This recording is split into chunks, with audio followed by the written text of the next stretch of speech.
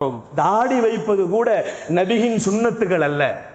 இன்னைக்கு தாடி வைப்பதில் எல்லாமே நாயகத்தின் சுன்னத்துகள் எதுவுமே இல்லை. பெருமானார் ஸல்லல்லாஹு அலைஹி வஸல்லம் ஒரு பிடி தாடியை வையுங்கள் என்று சொன்னார்கள். ஒரு பிடி என்பது இப்படி, ஆனால் ஒரு பிடி தான் இப்படி வைத்துக் கொண்டிருக்கிறோம். நபிகள் நாயகம் ஸல்லல்லாஹு அலைஹி வஸல்லம் அவர்கள் சொல்லக்கூடிய ஒவ்வொரு ஒழுக்கங்களையும் நம் பிள்ளைகளுக்கு சின்ன வயதில் இருந்து கற்றுக் கொடுத்திருந்தோம் என்று சொன்னால், அவர்கள் வயதாகி தள்ளாட வயதிலே நடக்க முடியாத நிலைமைகளில் கூட நாயகத்தின் சுன்னத்தை ஒரு பொழுதும் விட மாட்டார்கள். உயிரே போனால் கூட சுன்னத்தின் நடைமுறைகளை விட மாட்டார்கள். நாம் குழந்தைகளின் பருவத்திலே அதை உருவாக்க வேண்டும். ஒவ்வொரு பெற்றோர்களுக்கும் அது கடமைகள். கண்ணியமானவர்களே, அல்லாஹ்வின் நல்லடியார்களே, நபிகள் நாயகம் ஸல்லல்லாஹு அலைஹி வஸல்லம் அதைத்தான் உருவாக்கினார்கள். மஸ்ஜிதுன் நபவியிலே அஸ்ஹாபு சுஃபா என்று சொல்லப்படக்கூடிய மாணவர்கள் படிக்கின்ற மக்தப் மதரசாவை பெருமான் ஸல்லல்லாஹு அலைஹி வஸல்லம் அவர்கள் முதலிலே உருவாக்கினார்கள்.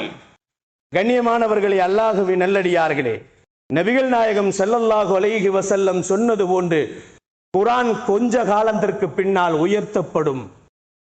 குர்ஆனுடைய வசனங்கள் எல்லாம் அழிக்கப்படும். வெறும் பேப்பராகத்தான் இருக்கும்.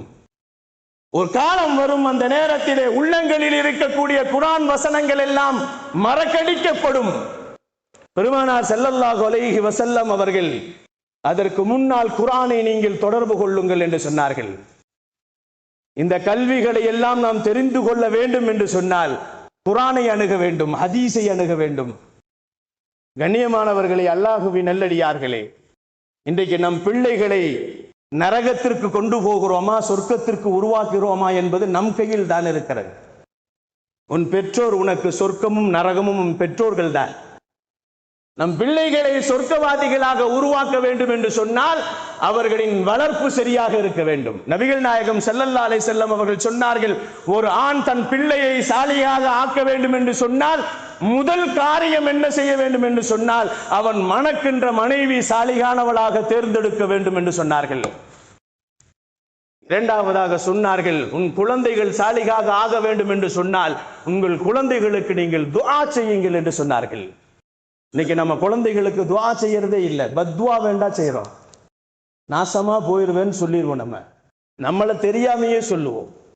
நாசமா போகும் பொழுதுதான் தெரியும், ஆஹா என் பிள்ளைக்கு இவ்வளவு ஆபத்து வந்துருச்சு, எதனால் வந்தது என்பதை கூட நாம் நினைத்து பார்க்க முடியாத அளவிற்கு நம் பிள்ளைகளை அவர்கள் செய்கின்ற சேஷ்டையின் காரணமாக அவர்களை சபித்து விடுகிறோம்.